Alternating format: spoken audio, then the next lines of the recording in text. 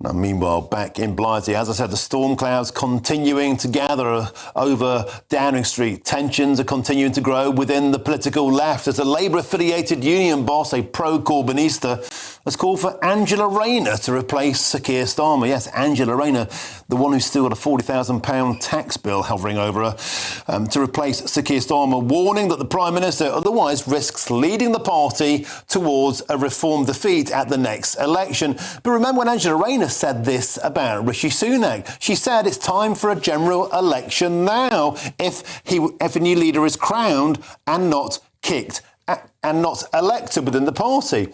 But let's also recall that one would assume that Angela Rayner would be calling a general election if she was to take over from Starmer. But there's another problem. Angela Rayner is predicted to lose her seat to Reform UK at the next general election. Let's get that on your screen. There it is. Ashton underline her seat. A 91% chance of losing to Reform. People in Ashton don't even want Angela Rayner as her elected representative, let alone as the Prime Minister. And what if Angela Rayner did that chicken run down to Brighton and Hove? That's the real reason that she bought a house down in that constituency, because she thinks if she goes down there, she can win the seat in Hove and Portslade, as you can see on your screen. It doesn't quite work out that way because the Green Party is expected to win that seat as the Labour Party feels the pinch on the political left. That's the point. It's OK for the Labour Party to say that they think Angela Rayner should be the leader, but the numbers simply don't stack up. The Labour left might think Angela Rayner is the answer to their nightmare. The voters don't seem to agree. And here's the bigger question. Is there actually a safe seat left anywhere in the country for the Labour Party now as they head towards what seems to be an existential crisis? Well, let's now speak with the public affairs consultant and the commentator at CWE Communications, Dr. Stuart Thomson. Dr. Thomson, welcome to the show. It's a pleasure to have your company. Once again, the Labour Party seems to believe that the answer to all of their misery is to tack to the left. There's a problem that the electorate don't agree. When they're presented with that, they reject it. What planet are the Labour Party on? There's nothing more important than keeping your money and your identity safe online. And with so many VPN options available, choosing the right one can be pretty daunting. But this video's sponsor, ExpressVPN, is making the choice easier for GB News viewers. ExpressVPN is offering up to 75% off, plus 4 extra months free. That's top-level security from just £2.49 a month, and you're covered by their 30-day money-back guarantee. So just click the link in this video's description or scan the QR code now. Remember, when you're online, you are often sharing personal data, so hackers can steal your information, your passwords, your photos, and your bank details in just seconds. But ExpressVPN encrypts your connection, making it virtually impossible for hackers to access your personal information. So why choose ExpressVPN? Well, it couldn't be easier to use. With just one click, you are protected. And ExpressVPN uses military-grade AES 256 encryption, which is the same standard trusted by the US government to guard their classified information.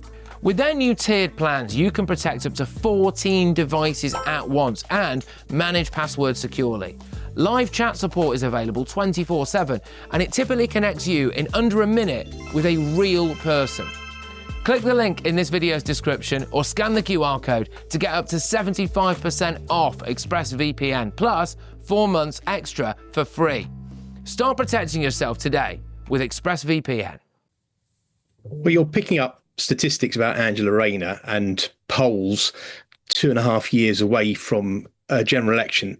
And as Keir Starmer has shown this week, actually people, the Labour Party, the Cabinet, are united behind Keir Starmer. So there isn't a vacancy. There isn't likely to be a vacancy, I'll say anytime soon, but so in the very near future.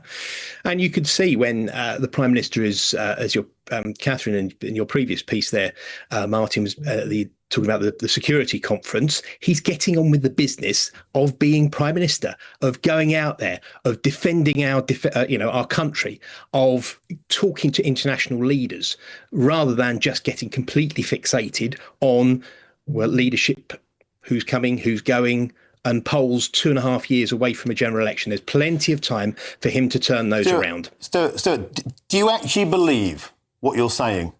Do you actually believe? Yeah. Do you actually believe that the Labour Party is united behind Sir Keir Starmer? They're clearly not. And for how long, if they are, or at least they pretend to be now? We've got a by-election due soon. We've got the May election. It's going to be a Starmer-geddon. Let's be frank, by-elections left, right and centre. The Labour Party are struggling to hold a single constituency across the country.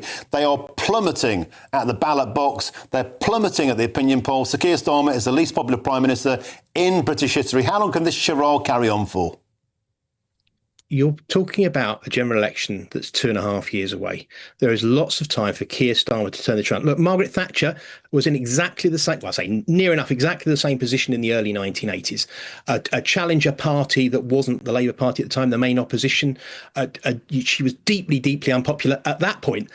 The most unpopular prime minister ever. These polls seem to keep going down. But anyway, she was the most unpopular at that point. And look what she did in 1983. So, look, there is no complete, X equals Y equals Z. It doesn't work like that. Politics is politics, and people change their minds. And when reform come under pressure, when Nigel comes under pressure, come a general election, people might change their views. So look, are there going to be difficult elections in between time? Absolutely. Is Keir Starmer going to be under continued pressure? Of course he is. He's the Prime Minister.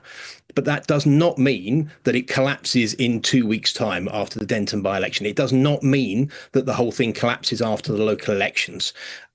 Is it going to be difficult? Absolutely. There is no getting away from that. But in the meantime, he's not working from home. He's out there in the international conferences defending this country's position. Sure. I think it was Albert Einstein who said the definition of insanity is to repeat the same thing and expect a different outcome. Seriously, are you expecting to be able to go to the polls in May with Sir Keir Starmer as the leader of the Labour Party and then repeat the same thing at by-election after by-election all the way through to the general election and just hope there's some, miraculous intervention and the least popular Prime Minister in history suddenly becomes the most popular thing since sliced bread? I'm failing to comprehend how you even get to that point. Well, look, Martin, he's out there being a prime minister in the international scene. You can't just say that if you have some bad election result, that automatically means that a leader goes. It doesn't work like that. The cabinet have come behind him. The Labour Party, the Parliamentary Labour Party, have come behind him. He spent this week, and look, it's been a terrible week, but rebuilding that side of things, rebuilding his, civil service. Again, you've mentioned that in the headlines there about a change. He's done that by throwing, bodies overboard to try and keep the sharks at bay. How many bodies can go overboard before they think, actually, the problem is the captain of the ship? But Martin, you either have a strong leader that has people around him that he can trust, that support him, etc. Hence, do you think Keir Starmer is a strong leader? I'm suggesting that on the one hand, you can't complain that he's a weak leader, and on the other hand, complain he's getting rid of people and putting people that he wants in the round, around him. Because a weak leader will throw other people overboard and hope that people think that's decisive action. That's my point. Well, he has shown decisive action. There is decisive action in this last week. Now, from a position of a huge challenge, as everybody recognises. Now, whether that will be enough in the longer term, look, we will wait and see. But we can't just make assumptions, X amount of years away from a general election that, that means the end of this Prime Minister. It just doesn't work like that.